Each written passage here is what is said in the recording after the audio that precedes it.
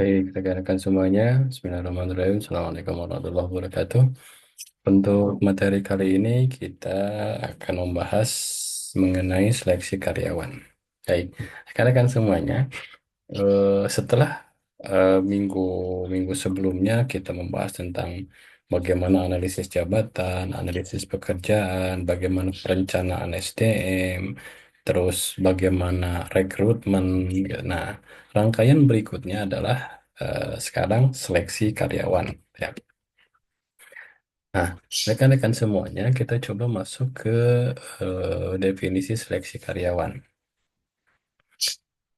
Jadi, seleksi karyawan itu merupakan proses dalam menemukan tenaga kerja yang sesuai dan tepat dari sekian kandidat yang tersedia. Seleksi merupakan salah satu cara untuk memperoleh karyawan atau SDM yang berkualitas. Jadi, rekan-rekan semuanya, proses seleksi karyawan ini lanjutan dari proses rekrutmen. Jadi kalau rekrutmen itu merupakan proses dalam menarik kandidat guna mengisi posisi yang kosong. Jadi di dalam rekrutmen itu kan ada informasi yang di-share oleh perusahaan atau organisasi gitu kan. Sehingga menarik minat calon pelamar untuk melamar pekerjaan ke kantor atau ke perusahaan atau ke organisasi itu ya. Nah, jadi setelah proses rekrutmen selesai, itu data sudah masuk dan baru masuk ke seleksi karyawan. Jadi untuk seleksi karyawan ini eh, salah satu cara untuk memperoleh karyawan atau SDM yang berkualitas sesuai dengan kebutuhannya perusahaan atau organisasi gitu. Jadi bukan hanya sebatas formalitas belaka untuk seleksi karyawan itu gitu. Jadi bukan hanya sebatas formalitas rekrutmen diumumkan kepada khalayak ramai, terus banyak yang melamar, tapi pada akhirnya pada salah saat seleksi tidak dilakukan dengan benar, tidak dilakukan dengan baik, tidak bertujuan kepada kualitas, tapi lebih kepada bagaimana memilih, menyeleksi karyawan itu dari orang-orang terdekat atau yang kenal, gitu kan, atau titipan dan sebagainya, gitu ya. Nah, ada pula dari Irfan Sevik yang dari Marwansyah, ini seleksi adalah proses yang digunakan oleh sebuah organisasi untuk memilih dari sekumpulan pelamar orang atau orang-orang yang paling baik memenuhi kriteria seleksi untuk posisi yang tersedia dengan mempertimbangkan kondisi lingkungan saat ini. Ya. Nah, dan senada juga ini dari Rifai, seleksi adalah rangkaian tahap-tahap khusus yang digunakan untuk memutuskan pelamar mana yang akan diterima, gitu kan. Jadi ini proses seleksi. Jadi seleksi itu yang pada akhirnya menentukan siapa yang akan diterima, siapa yang akan ditempatkan, siapa yang dipilih dari sekian banyak calon karyawan yang sudah mengikuti tahapan tes. Ya, ujungnya eh, bagaimana menerima karyawan tersebut menjadi calon karyawan tersebut menjadi karyawan tetap di sana. Nah, selanjutnya, pelaksanaan seleksi ini harus berpedoman kepada kriteria dasar sehingga diperoleh SDM yang berdaya guna dan berhasil. Di antaranya, yang pertama, seleksi berpedoman pada analisis jabatan. Nah, kita coba mengingat kembali itu ya. Jadi seleksi berpedoman pada analisis jabatan. Jadi seleksi ini dilakukan bukan hanya sebatas tadi formalitas belaka, atau hanya untuk memenuhi kekosongan belaka, bukan hanya sebatas itu, tapi ini harus berpedoman kepada analisis jabatan. Yang kita pahami, analisis jabatan itu kan cara sistematis mengumpulkan data analisis informasi tentang isi jabatan, isi pekerjaan kan gitu. Jadi dianalisis dulu gitu kan, benar nggak butuh ini kan gitu. Benar nggak butuh kapasitasnya ini, benar nggak membutuhkan, misalnya butuh karyawan laki-laki atau perempuan, betul nggak dan sebagainya. Jadi di analisis itu.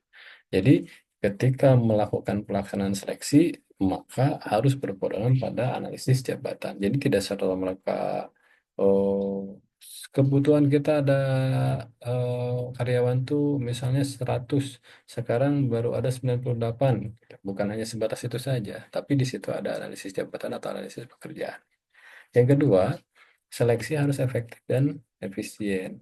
Nah, ini juga sebetulnya yang apa dalam proses atau tahap pelaksanaan seleksi juga ini menjadi tahapan kegiatan yang biasanya bukan malas dilakukan oleh perusahaan, tapi ini merupakan sebuah tahapan yang biasanya dihindari tidak, tapi bagaimana caranya dikurangi, terutama berkenaan dengan anggaran kegiatan yang memang biasanya untuk seleksi itu cukup lumayan besar gitu. Ya, terutama tadi mulai dari analisis jabatan atau pekerjaan, terus perencanaan SDM-nya seperti apa dan cara rekrutmen seperti apa kan gitu. Sehingga dalam pelaksanaan seleksi itu bagaimana caranya bisa efektif dan efisien gitu. Jadi tidak jor-joran gitu ya. Menggunakan anggaran yang terlalu besar tapi bisa efektif gitu. Walaupun sekarang indikasi atau indikator dari efektif itu biasanya kalau hari ini tuh indikator dari efektif itu tidak efisien biasanya. Gitu. Ya, jadi walaupun secara teoritik ya bagaimana caranya bisa efisiensi dan efektif, efisien dan efektif, bukan sebatas efektif walaupun tidak efisien. Gitu. Yang ketiga, seleksi berperan pada perencanaan SDM tadi, gitu ya. Kan tahapannya dari analisis jabatan dulu, terus dilanjutkan dengan perencanaan SDM-nya, gitu kan. Ya harus sesuai dengan pedomannya pada perencanaan SDM yang memang sudah dibuatkan sedemikian rupa dari awal, kan. Sehingga benar membutuhkan karyawan yang memiliki kemampuan di sistem informatika, misalnya benar membutuhkan karyawan yang memiliki kemampuan statistik atau berkenaan dengan akuntansi dan sebagainya. Tapi artinya bahwa ini sesuai dengan perencanaan yang sudah dilakukan sebelumnya. Yang keempat, seleksi harus memperhatikan peraturan dan ketentuan yang berlaku dalam pelaksanaan seleksi harus memperhatikan peraturan. Jadi intinya bahwa ya aturan yang dibuat gitu kan, aturan yang dibuat itu aturan yang dibuat dari internal perusahaan atau aturan yang dibuat oleh lembaga pemerintahan, jadi misalnya dinas tenaga kerja atau berdasarkan undang-undang atau berdasarkan peraturan menteri dan sebagainya gitu kan, atau bisa saja di lingkungan di satu daerah berbeda dengan daerah yang lain karena di situ misalnya bukan hanya berpedoman kepada undang-undang tapi juga berpengaruh kepada misalnya perbubnya atau perdanya kan begitu. Yang kelima adalah seleksi harus dilaksanakan objektif dan jujur. Nah, jadi tadi sudah disebutkan, jadi harus dilaksanakan secara objektif dan jujur dilakukan, gitu. Sehingga ini berkenaan dengan bagaimana pelaku pihak yang melakukan seleksi itu. Gitu. Kalau di dalam perusahaan ya biasanya ada HRD gitu ya. Nah, bagaimana caranya nih HRD ini benar-benar melakukan seleksi itu dilakukan secara objektif dan jujur. Benar membutuhkan karyawan yang memiliki kapasitas atau kemampuan atau jenjang pendidikan dan sebagainya ini benar seperti ini gitu. Sehingga ketika memilih seseorang gitu kan namanya keluar si A itu dipilih dan berdasarkan seleksi yang sudah dilakukan ketika dilihat oh iya benar SDM-nya tingkat pendidikannya S1. Oh benar, ini SDM-nya S1-nya orang administrasi publik misalnya gitu. Oh iya benar, dia memiliki pengalaman kurang lebih 2 tahun. Dia sudah pernah menjadi jabatan ini di perusahaan sebelumnya dan sebagainya. Oh misalnya ada lagi satu lagi yang harus berdomisili di wilayah itu sendiri misalnya. Misal gitu kan. Oh iya benar, dia memang ada di lingkungan kita sendiri misalnya kan gitu. Nah, itu yang harus dilakukan. Sementara untuk tujuan seleksi, yang pertama tadi, untuk menjamin perusahaan memiliki karyawan yang tepat untuk suatu jabatan pekerjaan. Jadi, eh, seleksi ini tujuannya adalah salah satunya untuk menjamin perusahaan ini bisa berjalan sebagaimana mestinya karena memiliki karyawan yang kompeten, memiliki karyawan sesuai dengan kebutuhan perusahaan. Gitu. Jadi di situ menjadi jaminan bahwa perusahaan akan tetap berjalan, perusahaan akan tetap beroperasi sesuai dengan yang memang kesehariannya seperti itu. Yang kedua, memastikan keuntungan investasi SDM perusahaan. Nah, ini yang kedua ini menjadi catatan penting bagi HRD atau pihak bagian apapun itu yang melakukan seleksi, karena tujuan seleksi itu dari mulai rekrutmen sampai ke seleksi ini sehingga nanti akan terpilih salah satu karyawan atau beberapa karyawan gitu ya hasil seleksinya, harus benar-benar memastikan bahwa ini menjadi investasi SDM bagi perusahaan. Karena SDM-nya tadi mumpuni gitu kan sesuai dengan kriteria perusahaan yang ditentukan oleh perusahaan kan gitu kan. Sehingga ini menjadi investasi bagi perusahaan. Investasi SDM karena investasi SDM itu luar biasa, memiliki pengaruh yang sangat besar untuk perusahaan. Gitu. Bukan hanya sebatas loyalitas dari karyawan saja, tapi bagaimana SDM-nya memiliki SDM yang mumpuni. Kan. Yang ketiga, mengevaluasi dalam mempekerjakan dan penempatan pelamar sesuai minat. Nah, jadi ketika kita melakukan seleksi karyawan, gitu, eh, ini juga harus benar-benar bisa dievaluasi, harus bisa dikontrol gitu kan. Bagaimana mempekerjakan orang baru gitu kan. Terus bagaimana menempatkan orang itu sesuai dengan minatnya, bakatnya kan gitu. Jangan sampai tadi ada like and dislike gitu kan. Menempatkan orang itu karena memang ada unsur tidak sukanya, akhirnya menempatkan orang tidak sesuai dengan minat bakatnya, terus mempekerjakan orang juga semaunya, kan gitu kan, atau bahkan tidak sedikit sebuah perusahaan misalnya gitu kan, perusahaan yang kecil eh, mencoba untuk mendowngrade seorang karyawan sehingga karyawan itu tidak bisa maju dan berkembang, kan gitu. Sehingga karyawan itu tidak bisa memiliki peluang untuk jenjang karir yang lebih bagus. Gitu. Oke, yang keempat, memperlakukan pelamar secara adil dan meminimalkan diskriminasi, gitu kan. Jadi para pelamar itu datang, terus memberikan lamaran pekerjaan, terus dilakukan seleksi, gitu kan, baik seleksi administratif dan sebagainya, kan gitu.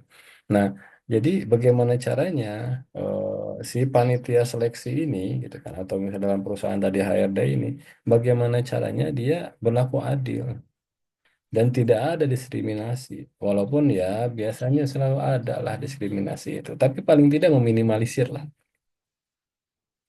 Dan yang kelima, memperkecil munculnya tindakan buruk karyawan yang seharusnya tidak diterima. Nah, jadi rekan-rekan semuanya ini juga memberikan catatan juga untuk kita bahwa ketika kita menyeleksi karyawan, calon karyawan, sehingga nanti kita bisa memilih karyawan yang mana yang ditetapkan, gitu kan. Nah, ini harapannya tadi memperkecil munculnya tindakan buruk karyawan. Jadi kita sudah tahu ketika kita sudah menyeleksi kan gitu.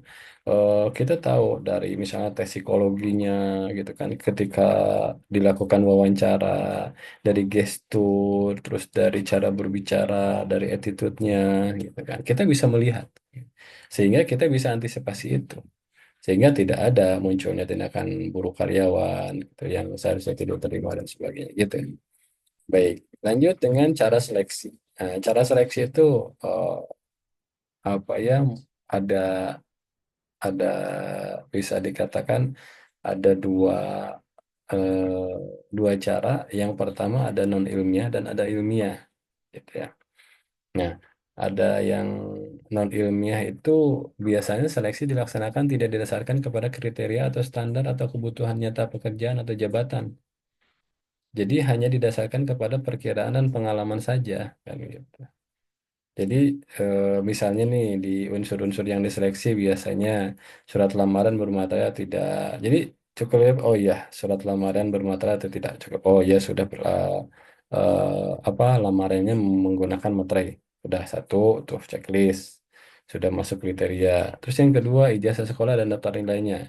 Jadi syarat berikutnya adalah ada ijazah dan nilainya. Ini sudah dicoba dianalisis memang asli, tidak palsu misalnya. Oke, checklist, masuk kriteria. Yang ketiga, surat keterangan pekerjaan pengalaman. Jadi dia ada pengalaman pekerjaan yang sudah pernah dilakukan oleh dia dalam beberapa tahun dan memang salah satu syaratnya misalnya punya pengalaman 5 tahun. Oh ini sudah 5 tahun. Sudah, yang penting keterangannya ada. Oke, checklist. Terus yang keempat, referensi atau rekomendasi dari pihak yang dapat dipercaya. Nah, ini juga kalau rekomendasi dan referensi pihak yang dipercaya ini juga menjadi catatan besar juga. Kadangkala gitu kan, walaupun tidak selalu gitu kan, kadangkala orang yang memberikan rekomendasi itu justru memanfaatkan memanfaatkan potensi dia, memanfaatkan jabatan dia gitu kan, posisi dia sehingga merekomendasikan seseorang. Padahal hasil rekomendasinya orang yang direkomendasikannya tidak memiliki kompetensi yang bagus sesuai dengan kebutuhan perusahaan, gitu ya. Terus wawancara langsung dari pelamar yang bersangkutan. Jadi langsung melakukan wawancara dengan pelamar itu. Nah, sehingga ketika wawancara sudah selesai, sudah dianalisis gitu kan secara langsung, misalnya oleh HRD, hasil wawancaranya ternyata bagus, misalnya kan gitu. Terus komunikasinya juga bagus, gitu kan. Terus dan sebagainya. Yang keenam, penampilan dan keadaan fisik pelamar. Nah, kalau non ilmiah itu bisa melihat, oke ya sudah penampilannya bagus lah, misalnya elegan. Kalau perempuan ya cantik, gitu. Kalau laki-laki ya tampan misalnya. Fisiknya memang tidak ada masalah gitu kan, lengkap. Gitu kan. Untuk bekerja itu tidak ada masalah atau tidak tidak disabilitas misal, gitu kan. Walaupun sekarang sudah aturan ada perusahaan itu harus mempersiapkan beberapa persen untuk kaum disabilitas sehingga mereka mampu bekerja, sehingga mereka bisa bekerja di sana dan mereka juga pasti memiliki kontribusi yang bagus kan. Yang ketujuh, keturunan dari pelamar yang bersangkutan. Jadi keturunan dari pelamar yang bersangkutan ini melihat, oh ya ini anaknya si Anu, ini anaknya si ini si Anu, dan sebagainya. Nah ini biasanya dilakukan cara seleksi ini dan non ilmiah sehingga eh, tidak ada tes dan sebagainya kalau di sini. Ya, jadi hanya sebatas wawancara saja. Yang lainnya hanya sebatas administratif saja. Nah, dilihat juga dari tulisan pelamar juga. Ini tulisannya bagus. Gitu. Kalau misalnya, oh bagus, jadi ini juga memenuhi kriteria lah. Kan gitu. Yang kedua, cara seleksi ini menggunakan cara seleksi ilmiah. Kalau cara ilmiah itu seleksi yang didasarkan kepada job specification dan kebutuhan nyata jabatan yang akan diisi. Jadi serta berpedoman kepada kriteria dan standar tertentu, gitu ya. Nah, seleksi metode ilmiah ini merupakan pengembangan seleksi non-ilmiah dengan mengadakan analisis cermat tentang unsur yang diseleksi supaya diperoleh karyawan yang kompeten dan penempatan yang tepat. Jadi, di sini prosedurnya, seleksinya, dari mulai analisis jabatannya gitu. Ini sudah ditempuh. Sehingga harapannya supaya bisa mendapatkan karyawan yang kompeten dan memang siap, gitu ya.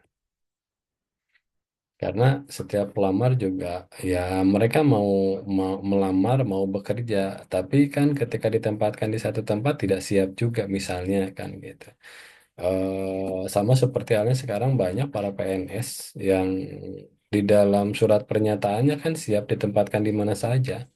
Tapi ketika masuk di tempat sedikit pelosok saja mereka sudah gaduh. Mereka sudah mencoba mencari jalan untuk supaya bisa pindah ke tempat yang tidak terlalu dalam misalkan gitu, atau mau pindah ke tempat yang lebih nyaman dan sebagainya, gitu ya.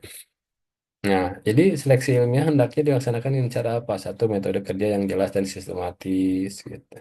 Yang kedua, berorientasi kepada prestasi kerja. Jadi, orientasinya prestasi kerja. Itu. Apakah dia memiliki prestasi kerja yang bagus atau tidak? Dan gitu. Mereka apa dia sudah memiliki masalah atau tidak? Dan gitu. Yang ketiga, berorientasi kepada kebutuhan real karyawan. Jadi, orientasinya kepada kebutuhan real karyawan.